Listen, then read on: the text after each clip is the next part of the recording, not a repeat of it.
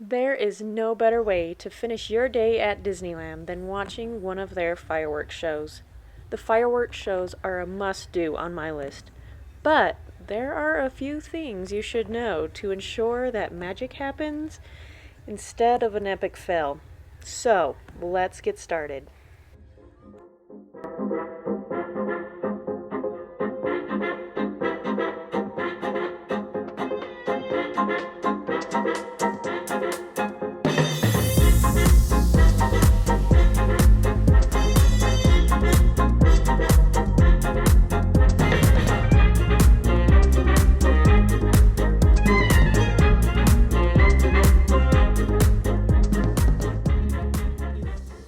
I figured since Disneyland is going to be welcoming a brand new fireworks show soon, I'd do a video on all things fireworks at Disneyland.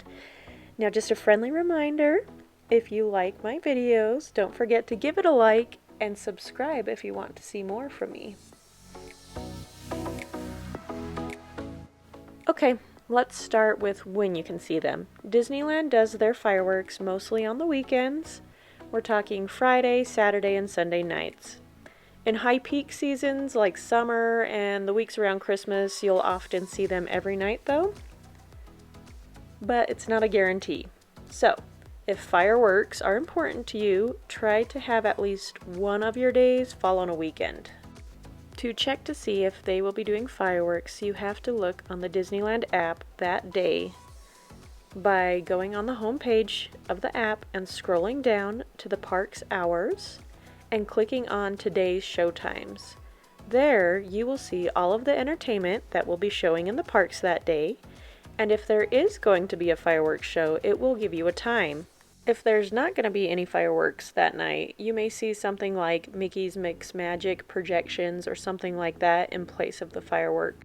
And the one thing that would cancel an already scheduled fireworks show would be either rain or wind. Anaheim can get some high winds and they will not do fireworks on the windy nights, so keep your eye out for that. Where to see fireworks? There's actually a lot of places you can see them. It just depends on the kind of experience you want to have while viewing them, and that will determine where you want to actually be. Of course, right in front of the castle is the coveted spot for viewing the fireworks, but you will need to send someone from your group in the area very early on, like a good hour or two before the show even starts, to save a spot. They would want to find a spot at a bench or in the street around the Walt and Mickey statue in the hub there right in front of the castle. Just be aware of trees, look at what your view will be, make sure there's not going to be any trees getting in your way. And just know that when you're that close to the castle that you won't be able to see all of the fireworks. You won't be able to see the lower fireworks. They'll kind of be behind the castle. Main Street is one of my family's favorite places to watch the fireworks because not only can you see the castle, but you're surrounded by the projections on the buildings, and just the overall vibe is like a street party. It's super fun. You can usually grab like a good spot on Main Street about 20 minutes before the show actually starts. As soon as they start putting up those white ropes around Main Street to prep for it, you can start saving a spot down Main Street. You can grab a tasty treat from any of the surrounding shops or eateries and have yourself a little street picnic while you're waiting for the fireworks, and then you just stand up when it's time to make space for everyone to squeeze in and watch the show. Now remember, there's people behind you, so be kind, lower your balloons, lower your massive camera that you might be holding up with a selfie stick or something, and maybe don't put your really big kids on your shoulders, so they're not blocking everybody else's view behind you. You can stand further up Main Street, closer to the entrance of the park, kind of where the American flag pole is. If you have anybody in your family or your group that is more sensitive to loud sounds or the flashing lights, this is probably the furthest away you can stand to get away from the really loud noises and the bright flashing lights without losing your ability to actually view the fireworks. If you happen to catch the first Phantasmic showing of the night and you are down by the Rivers of America, you can just stick around that area because right after the show is usually when the fireworks will begin, and you can see the projections out on their water screens over the river, and then you'll be able to see the fireworks off to the right. And it's another really fun location to catch the fireworks. Kind of like a second act after your Fantasmic show. You can pack in a lot of entertainment without a lot of effort. And the last main area where you can view the fireworks is going to be looking at It's a Small World ride. Any of those areas kind of right there. There's like a raised patio. That's a good place to go. It has benches and whatnot. But anywhere in that vicinity is going to work, and you will see the fireworks show projections on It's a Small World with the fireworks popping up in the air to the left of you. So that's the last of the main areas where people view the fireworks. Perhaps you want a more intimate or unique experience. Maybe you want to ask an important person an important question and you want it to be special and a little bit more private. You could consider doing the dining package at the Skyline Lounge.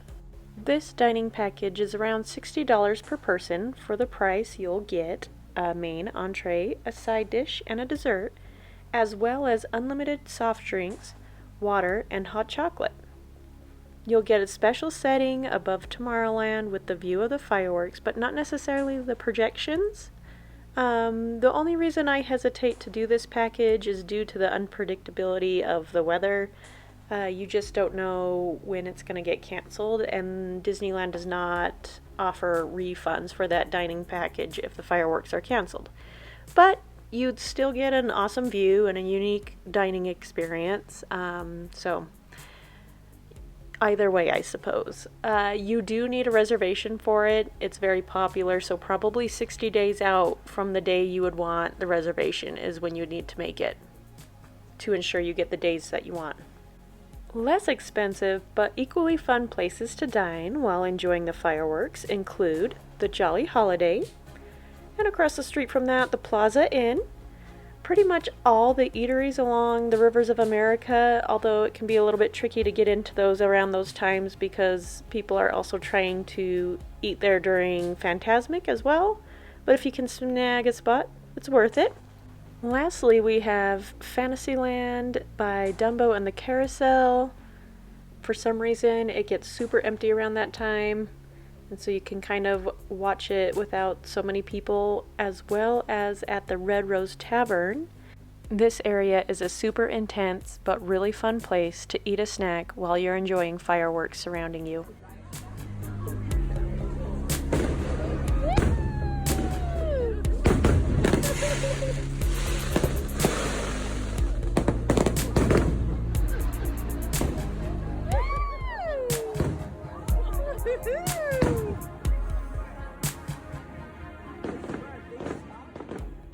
Okay, that's all my tips I have for today. Feel free to comment below on your favorite place to watch the fireworks at Disneyland. And of course, if you liked this video, please give it a like. Thank you so much for watching, and I'll see you again real soon.